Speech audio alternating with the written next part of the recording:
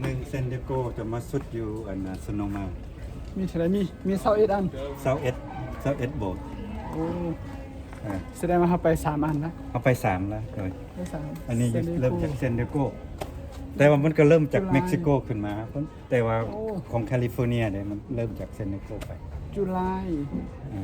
1จุลายเฟิร์ส 1,000 769อันนี้คุณพอจูนิเปโรเซราเป็นผู้นำมาสร้าง รุ่นเวียงจันทร์ แม่นอ่า เนาะรุ่นเวียงจันทร์อันนี้เส้นคำว่า แซนคาร์โลสอยู่คาเมลนี่วันนั้นน่ะลงใต้ไปมอนเทเรย์ครับ โอ้ อ่า นั่นยังไม่ได้ไปเชิญ ยังไม่ได้ไปอันนี้ซานอันโตนิโอยังไม่ได้ไป อันนี้ก็ยังไม่ได้ไป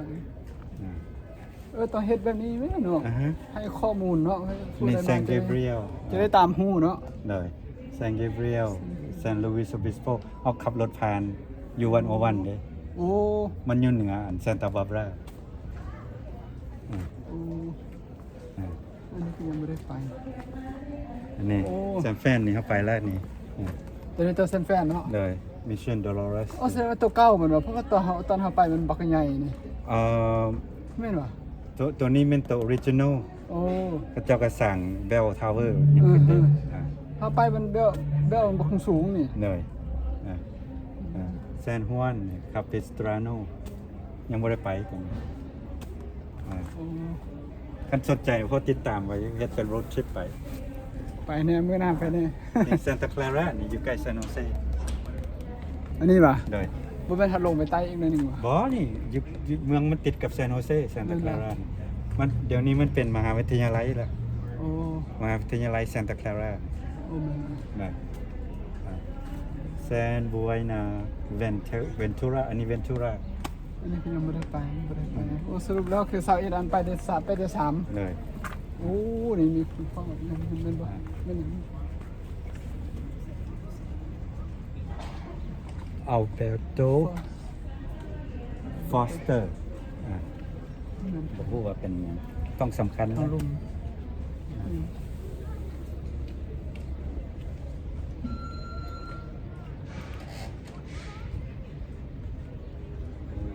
ผู้นำเขตนี้ตอนมาก่อตั้ง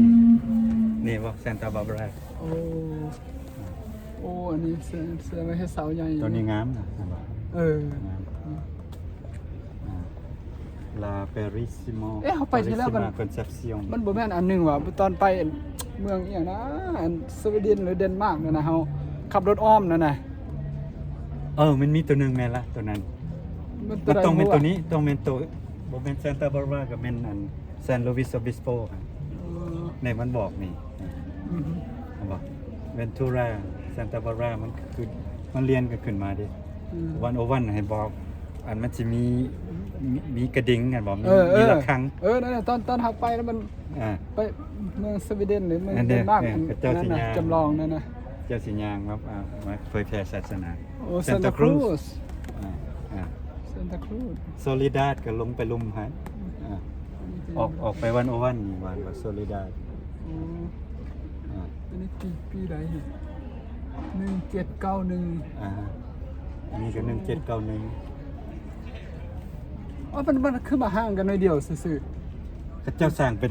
ป็นนั้นได้เพราะว่าต้องขึ้นมาแต่เหนือหาดแต่ใต้หาดเหนือน่ะแต่ว่าส่วนหนึ่งกับยึดครองแผ่นดินนะว่าอันนี้ซานโฮเซกับซานตาคลาราติดกันเลย ๆยังบ่ได้ไปเนาะ ต้องมาวัดซานโฮเซแล้วนะต้องไปเบิ่งตัวนี้นี่เฮาอยู่ ตัวนี้คือตัวนี้เนาะ อ่า ปีใด1797 อือฮึ อ๋อมันรุ่นเวียงจันทร์เลยสมัยยุคนั้นศาสนากำลังเจริญรุ่งเรือง ซานมิเกลนี่อยู่ลุมที่ว่ามันอยู่เหนือซานตาบาบรา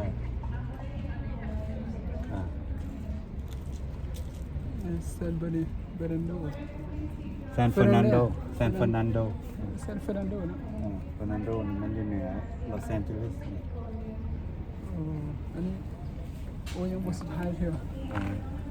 ซานลูอิสเกรย์ เดี๋ยวสิ อันนี้ปีใดเนี่ย 1798 1,798 บ่ได้ห่างกันเนาะมันคือไหวใช่ปะ เพิ่นก็ต้อง หรือว่าเวลาเพิ่นขึ้นมาแล้วเฮ็ดเครื่องหมายไปเลยว่า มาพักอยู่นี่แล้วก็ไปต่อ บ่แล้วต้องได้สร้าง นั่นเหรอ อันนี้สร้างตัวนี้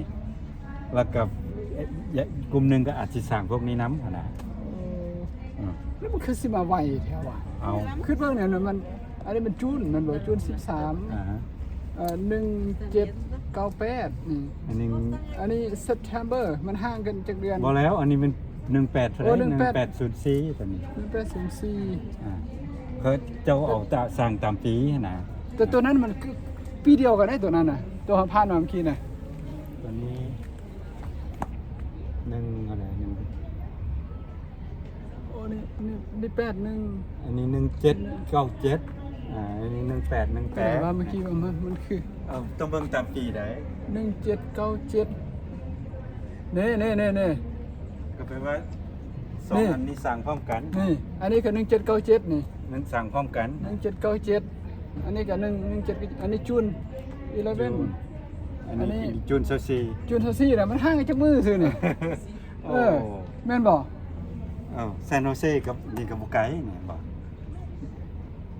มันเป็นไปได้บ่เวลาไปหรือว่ามีคนฮู้ข่าวแล้วสร้างไว้ท่าหรือบ่ซั่นก็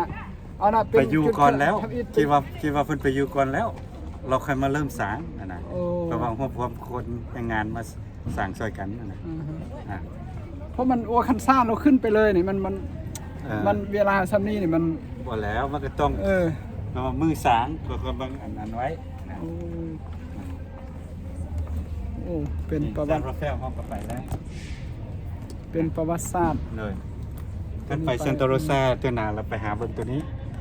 ตัวนี้อยู่ซโนมาเนี่ย มันอยู่หมองใดของซันโตโรซาวะ มันอยู่ไหนฮะล่ะอยู่แถวซันโตโรซาฮะ มันแถวดาวเท่าครับบ่ ต้องไปเบิ่งว่าอันมิชชั่นซโนมา